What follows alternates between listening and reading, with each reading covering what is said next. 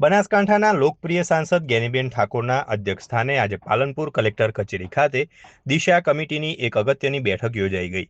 આ high profile બેઠકમાં કેન્દ્ર અને રાજ્ય સરકારની વિવિધ જનકલ્યાણકારી યોજનાઓ હેઠળ સંલગ્ન વિભાગો દ્વારા જિલ્લામાં થયેલી કામગીરીની સઘન સમીક્ષા કરવામાં આવી હતી.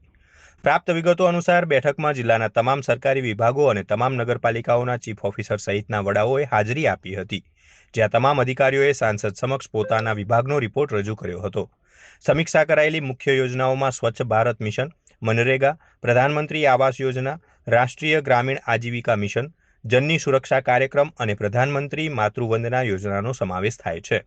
આ ઉપરાંત જિલ્લા ગ્રામ વિકાસ એજન્સી, ICDS, માર્ગ અને મકાન વિભાગ, ઈ-ગ્રામ યોજના, સર્વ શિક્ષા અભિયાન અને ખેતીવાડી વિભાગની નાણાકીય તેમજ ભૌતિક સિદ્ધિઓની પણ ઝીણવટભરી તપાસ કરવામાં આવી હતી. બેઠકના અંતે સાંસદ જ્ઞાનીબેન ઠાકોરે બનાસકાંઠાના સર્વાંગી વિકાસ માટે તમામ સરકારી વિભાગો વચ્ચે પરસ્પર સુમેળ અને જવાબદારીપૂર્વક કાર્ય કરવા પર વિશેષ ભાર મૂક્યો હતો. તેમણે તમામ અધિકારીઓને આહવાન કર્યું હતું કે વિકાસલક્ષી યોજનાઓની કામગીરી સમયસર પૂર્ણ થાય અને સરકારની આ યોજનાઓ છેવાડાના ગરીબ અને જરૂરિયાતમંદ વ્યક્તિઓ સુધી પહોંચે તે સુનિશ્ચિત કરવામાં આવે, જેથી નાગરિકોને તેનો મહત્તમ લાભ મળી શકે.